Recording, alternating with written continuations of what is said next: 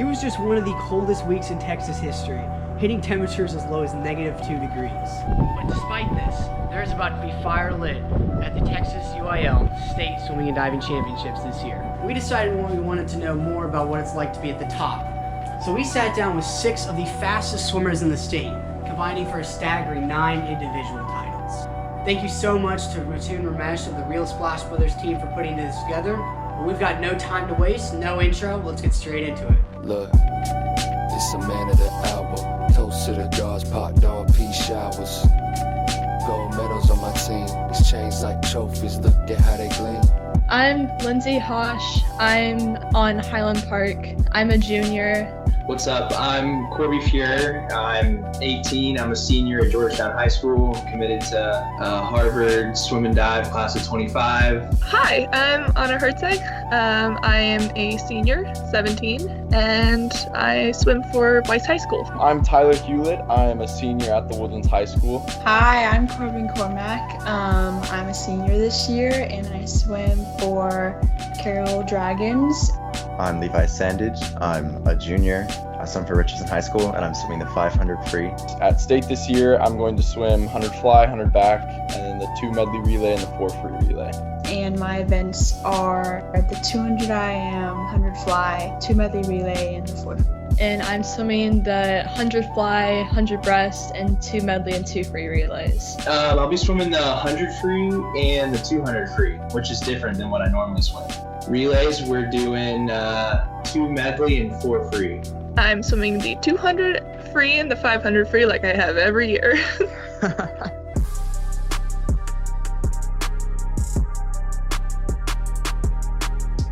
I would have to say last year, my sophomore year, my 100 breast final. So my freshman year, I went to state in 4 events. I made maybe a couple of B finals, 1 individual, 1 relay.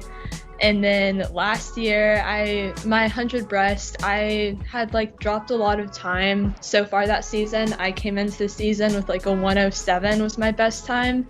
And within the past year, I think the fastest I'd gone was 111. And then at state, in that final, I was able to go 3.9. Just that race meant a lot to me. Being able to get second next to Jess Yeager was really fun. I mean, obviously winning state my sophomore year was super fun with my team and individually, but the conversations right after the races finish are always really funny. You both touch and you look up at the scoreboard and it's either oh, that's awesome, or oh, that sucks, but then you start talking for a second while they're yelling at you to get out of the water, and some funny things have been said. I can say that my sophomore year, my 200 freestyle my sophomore year, my opponent was Caitlin Sims, and I just remember going into the meet that her times were intimidating. She was intimidating, her time was already 2 seconds faster than mine. And she was this big senior. She was committed to Michigan already. She was the top of the top, My favorite moment at this point would probably be watching Trey swim the 500 free and almost win. That was pretty Trey epic. Dickey. Yeah. I would have to say my sophomore year. This is when Natalie Whalen was still swimming, and I remember just swimming, and I knew she was ahead of me, but I didn't know where anyone else was. And I hit the wall, and we both 1-2'd it. I just remember looking at the board, and I was just shocked to see I actually got second, because the year previous to that, I only got 15, so I wasn't close to being top 8 at all.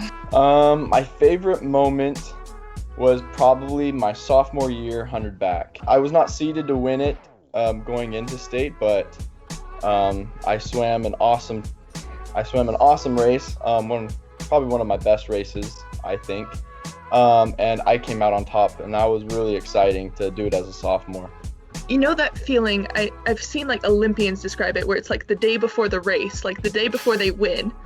It's the feeling of calm that comes over you, where you just know that you've done all the training you can do this, you've done all that you can, and you are ready, and the next day you will be able to do what you set your mind to. And yeah, I was able to go. I had my race strategy and it went essentially perfect. And I was able to drop like 2 seconds in my event. And that's still my favorite race I've ever done.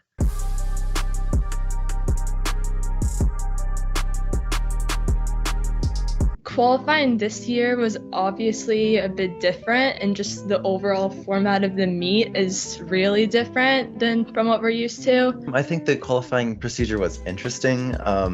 Definitely made it a lot tougher, seeing as our region ended up taking half of the spots for the 500. Just made the qualifying way more challenging. The way they're running it this year is really interesting, and it causes some problems. My personal opinion on the qualifying procedure is that it sucks. I hated being at my regional meet and having some of my teammates be so close in an event to making it, and they just don't make it. Like in previous years, Aiden Flanagan, he went 140 in the 200 free, but still didn't make state. Oh man, just being faster than a 140 to make state this year is insane. Everybody scores who qualifies. They're only taking 16 people. So for instance, at regionals, and this isn't to slam Dripping Springs or anything, but I mean, they probably had 2 medals between all of them, and they're 8 to 10 guys there. And us Georgetown kids had 13 or 14, and they beat us by 40 points. And we were just what the heck? We won everything. So I think that in some of the slower regions, if they just hypothetically, I haven't actually looked at it yet, but if a team were to get a lot of numbers advancing, if they had a lot of people on their team advancing, then it would be possible for them to win without actually having the talent or the performance level. This year, we were really lucky to be moved into a lot slower of a region. And so this year was a little bit more chill. We did have a lot of people who got second in their events. So unfortunately this year, obviously only the first spot qualified. I think it's kind of sad because whenever I was a freshman, sophomore, and a junior, I relied on getting top 6 in the top 2 spots to get to state, and now this year it's just top 4 and top 1 get to go to state. And so I feel a lot of people aren't able to go, and they're kind of cheated out of getting the opportunity to swim at state. So it's kind of sad. I think just the qualifying procedure itself, I don't know, I feel just the circuit, the leading up to it has lost some of its charm. It used to be I'd have more of my teammates coming up with me, and I'm pretty sure my brother, that he's a freshman this year, and had we had the normal qualifying procedures, I think he would have been very likely to make it to state as well. But I mean, he barely missed it. So, it's a little sad that other people don't get to experience everything the same way. But it's not the end of the world. Well, during finals, everyone was able to swim super fast, considering that we're having to swim 8 events in one day, most people, which we're obviously not used to. It was just really fun to see people are swimming fast on their 7th, 8 events of the day. And I think that will be really interesting going to state. This is going to be by far the fastest state ever, I think. Oh, yeah. I mean, in every single event, there's heavy hitters just everywhere. It's going to be crazy.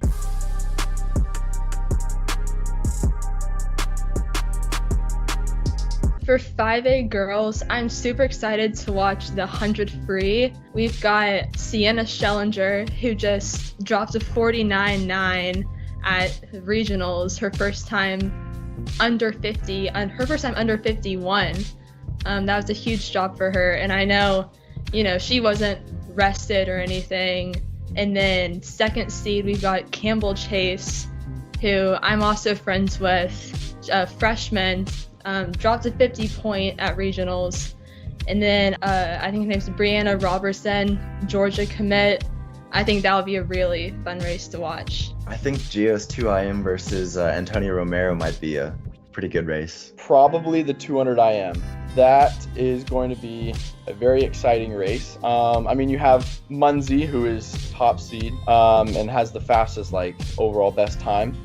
And so personally, I feel like he's going to take it. But then second, third, fourth, fifth, sixth, seventh are all just right next to each other. Like, it's gonna be a really close race for second and third.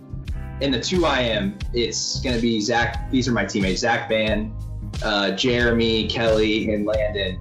All very fast people, all doing the same taper, racing each other every single day of practice. And they're going to show up and most likely take 1, 2, and 3. So I just think it's going to be interesting to see what the actual order of that 1, 2, and 3 is. I'm actually really excited to watch the 50 free. I'm excited to watch Cayenne swim it because I remember I was looking at the results. And during prelim, she went a 22.6. I was like, that's impressive. Because I remember Kit Kat, she went a 22.8. So I'm excited to see what she does. There's just always a lot of good races to see. You know, I have a friend, Caitlin Owens. She's been winning her events, and she's a great competitor of mine, just a friend. And it's always great to see her swim because she's just so fast. It's just amazing to watch her swim.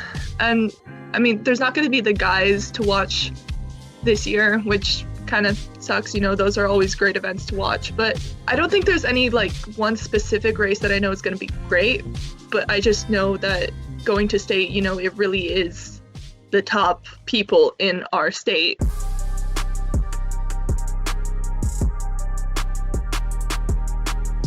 I'm excited for the 2 medley relay. I think it's going to be that first relay, that 200 medley relay. It's short, fast, all 4 strokes, and there are so many teams in that 131, 132 range already. I don't know if people know this, but there's swimming relays in every other lane. So there's going to be 4 heats of relays. So basically you have to get top 4 in prelims in order to be in like the real A final, I guess. It's going to be insane. I don't know if you've heard, but it's only 4 relays per heat. Spaced apart. I did not know that.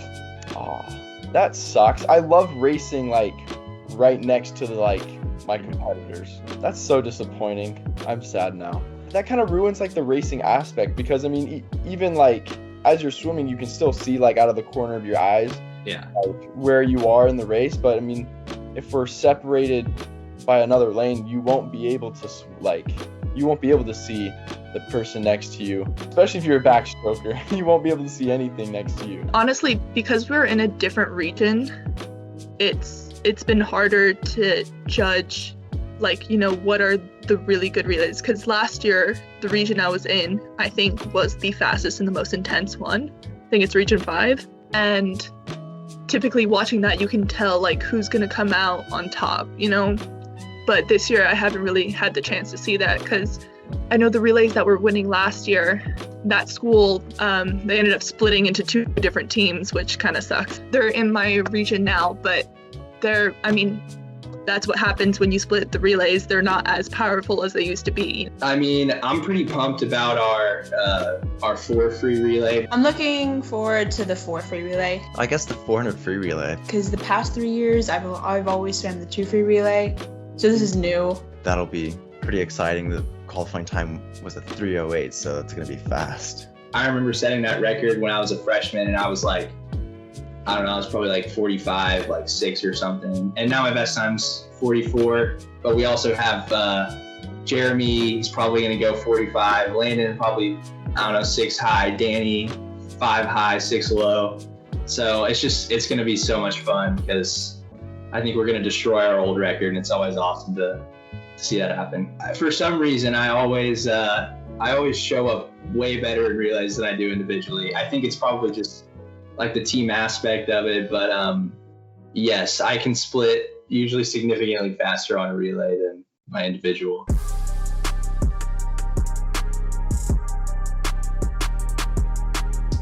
Spring break, I'm very excited to take, the week off from swimming. I think a lot of us need that right now. My mom and I are going to go to Colorado. We have some family who live there, so we're going to go visit them, ski a little bit. That's about it. Just hang out, relax. Well, I'll tell you, after doing 8 events in one day, I'll definitely be taking a nap first. That's going to be first, but I don't really know, honestly. I haven't decided if I'm going to do the like Mansfield sectionals kind of thing. after or not. So I could just be training through that, but hopefully I get the chance to get outdoors, maybe a little bit, hike, fish, I don't know, do something of that nature, maybe mountain bike. I haven't been yet, but Zach likes to bike around Brushy Creek, and I usually do it up by Lake Austin. I am going to Hawaii for spring break. Wow. That is something. Where in Hawaii? No, I have no idea. I just know we're going to that island. This spring break, I'm gonna go skiing up in Utah. Yep, we got some family up there, and so we'll visit the family, of course, and ski the slopes, and I'm really excited. I love to ski. They're getting a lot of snow right now. They're getting pounded in snow. I'm jealous I'm not up there right now skiing. Over spring break, our team is going to Orlando, Florida, and we're swimming at NCSA. Why does your team, which is CORE, by the way, City of Richardson Swimming, why do you guys choose to go to NCSAs over the meets here? Because Dan is on the board for that, so that's part of the reason. There's also good competition out there too, so we get challenge people who aren't, like, we don't race every other meet. I don't have any specific plans for spring break because, you know, the state of the world. So there's not much there, but I mean, I'm still trying to make Tokyo. I swim for the Croatian national team. Wow.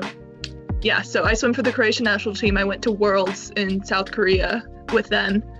And so I'm trying to make the Olympic team for them as well. So I'm going to be training and trying to compete at different meets to get to the qualifying stages. It is an Olympic cut. So there's an A cut and a B cut.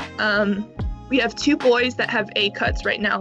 Last I checked, I'm not sure if that's still correct, but we have 2 boys that I know have the A cut. And because of that, we are allowed, I think they called it a wild card or something. We are allowed to take one girl with a B cut if, you know, we have it. When the rankings end up coming out, if none of us get the A cut, then it's whoever is ranked the highest that gets to go. Mm-hmm. But if we get the A cuts, then that is a guaranteed you get to go kind of thing.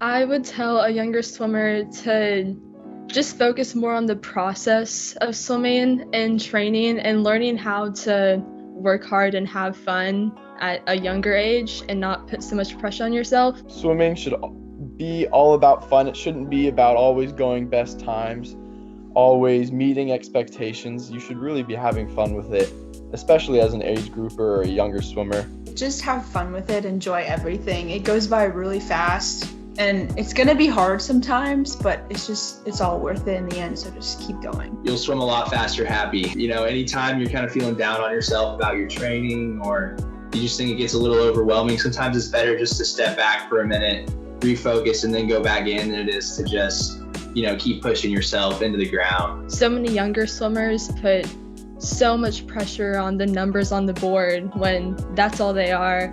Just numbers on the board. You know, you've got so much time to swim fast and get cuts and drop time, so just enjoy what you're doing, and if you're working hard and having fun, like, those numbers will come. People grow, people mature at different rates, you know? People might have their breakout years when they're 12 and then plateau, or they have their breakout year when they're like 16, 17, and then all of a sudden they're this amazing out of nowhere. Like, I can tell, like, Malia Rausch, I think she's swimming N6A, you know, like, she's always been a great swimmer. Like, she was on my zone team and everything, but she had injuries and sicknesses and stuff, and then all of a sudden this past year she has blown it out of the water, you know? Like, she is so fast. Your times in swimming, it's not linear. Like, you're gonna have your ups and downs, and those moments will come when they're supposed to come. Keep your head down, keep working, keep racing other people, keep pushing yourself, and you will get to where you want to be. Train every day like you're trying to beat the past version of yourself, because otherwise, if you don't, someone else will. Don't take it so seriously. Have fun with it, play around, mess around, try new things. It'll all work out in the end. That's what I've learned.